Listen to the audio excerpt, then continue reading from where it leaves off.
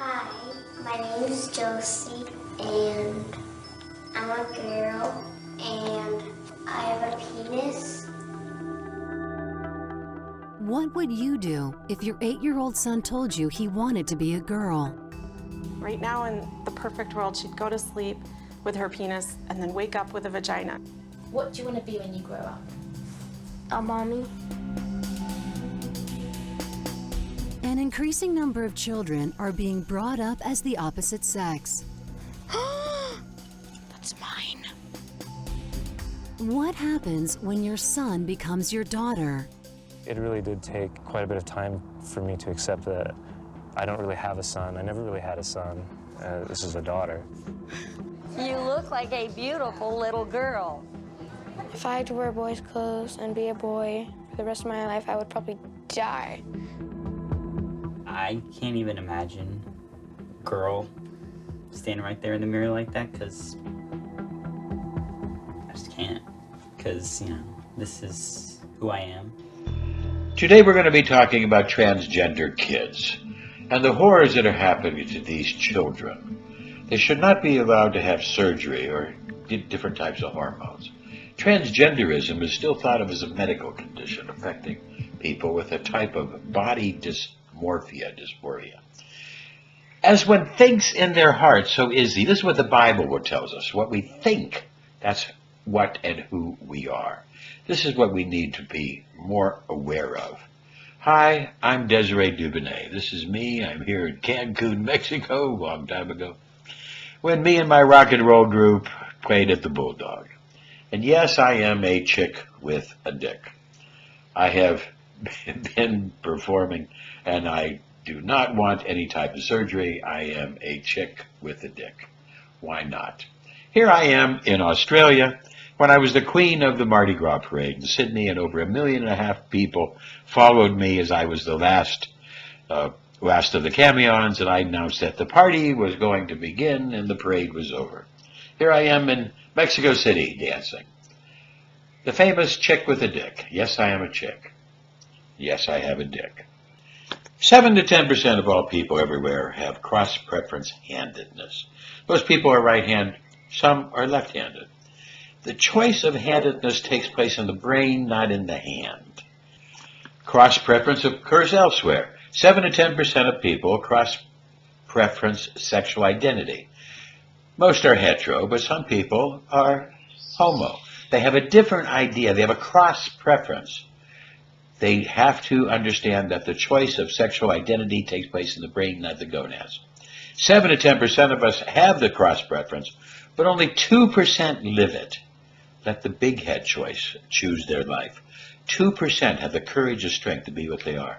Now this means that there is somewhere around 5 to 8% of the people who do not live what their brain is. So they must suppress and repress their feelings of self. They learn to suppress and repress these feelings. Then they become psychopaths. They become homophobes. 1 person in 25% is a psychopath. In fact, look at this. This person wants us to give up computers because the guy who invented the computer, Alan Turing, who saved us from World War II, he was a homosexual. She thinks the computer is a homosexual devil machine. In the Kinsey scale, we have found that there are all kinds of people, that there is definitely a place where there is homosexual feelings, normal feelings, a wide range of sexuality that we found out it really, truly exists. Transgender surgery starts to be very popular for both persons and doctors.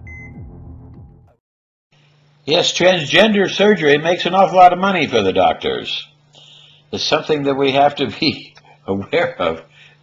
We have to be able to get over this type of greed. I was born a male, had a sex change when I was 30 years old. I've now been living as a woman for 28 years, and I fully regret this. My problems should have gone away by now, but they hadn't. So these surgeries are nothing more than plastic surgery. I've had several female to male friends, and you look at it and you just go, oh God, you paid for that. It's horrible. No. I lived 8 years as a female named Laura Jensen after undergoing gender reassignment surgery in April of 1983. I started as a 4-year-old kid in 1944. So I'm bringing to this conversation today 74 years of firsthand experience in some way, either living it or trying to deal with it or trying to recover from it. It's important, I think, to understand that everything that we've heard today is damaging to children. And I was damaged by this, and I have some very strong points of view. Nobody can change genders. It's impossible. It's delusional. It's a mental illness. I think it's important for us to realize that there is actually nothing good about affirming a young boy, 4 years old, like my grandma did me. The moment you affirm a child like my grandma did, putting me in a purple chiffon dress and telling me how cute I was, how wonderful I looked, is that at the very same moment that you're affirming that young person, you're telling them there's something wrong with them, that you're not right. That is child abuse. We need to begin calling it what it is. It's not affirming a child. It's causing them to be depressed and anxious about who they are. And then we go on to inject hormone blockers into them and begin altering their body. Can we begin to understand today from these discussions how destructive this is to the psyche? This is now bone of my bones and flesh of my flesh. She shall be called woman, for she was taken out of man. It's no wonder they end up with separation anxiety and bipolar disorder, dissociative disorders, schizophrenia, and many other disorders that they want you to ignore. They want to block any child from having access to psychotherapy. The only reason that I'm able to speak to you today is because after 46 years of dealing with this issue, I was able to detransition in 1990 after I had extensive psychotherapy, the very same psychotherapy that they're trying to prevent people from having. Well, our friend Orville Redenbacher there, he's got kind of a point, but we must realize sexual identity takes place in the big head, not the little head. But the prefrontal cortex needs to develop and mature for a child to be able to understand themselves and resist peer pressure. This does not mature until you're age 18 or 20. This is the age of consent, as we call it. This is what we must realize, that these children cannot make this choice when they're under the age of 10, under the age of 15. They cannot make the choice of who and what they are. Let's look at the age of consent by states. We're talking about the age where they can be aware and consent. Now here in Europe, take a look at the age of consent. This is where we have said the prefrontal cortex is coming together, they can make a choice. In the Philippines and Japan, you have 12 and 13 is the age of consent. Oh my God. We must recognize that the freedom to choose, even is wrong, it's a basic right, but you have to be old enough to make that choice. I believe that we are responsible for our choices. We have to accept the consequences of our deeds, our words, and our thoughts throughout life. Choice is a basic thing that we have to be able to recognize. And you must think that there's no greater gift for a man or woman, freedom of choice. We have to really look at it, but this choice has to be tied with the age of consent and developed brain before we start snipping. Freedom means having the power and the inherent right capacity, ability to make choices. But in order to make those choices, you have to recognize there are good choices, there are bad choices. Yes, there are people who have made bad choices of sexuality. They need to take responsibility. Responsibility is a key thing, and the children do not have that. I've made 120 decisions, and oh, they're wrong. We all make good decisions, bad decisions. It happens. We have to be able to recognize this. These children do not have the ability to make an informed choice.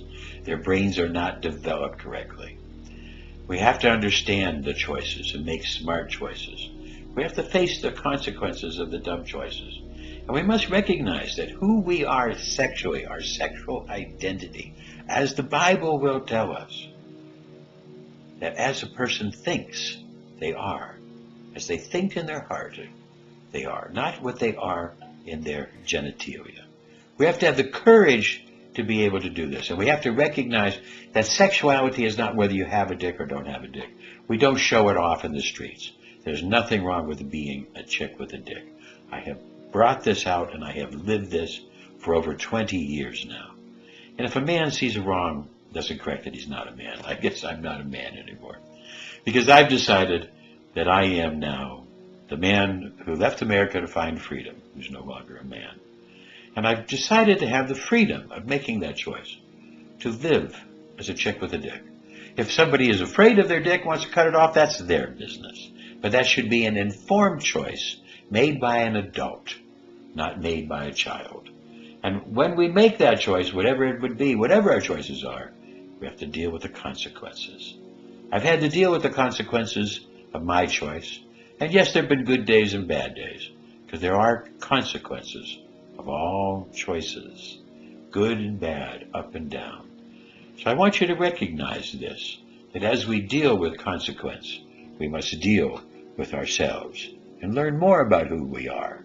And we should not be letting children do mutilating surgery or hormones risking liver damage, etc., when they're not psychologically stable enough to be able to make those decisions. Wise words, as our friend Desmond Tutu said. I would refuse to go to a homophobic heaven. Isn't heaven not supposed to be about hate and fear? Homophobia is an irrational fear. We must get over this. We have to start recognizing that what we are is a factor of our mind. For as we think, we are. And getting over that, and letting people have the freedom to be a chick with a dick. Because one can resist the invasion of an army, but one cannot resist the invasion of ideas. And allowing chicks with a dick, allowing children, etc., to express their feelings, this is an idea whose time has come.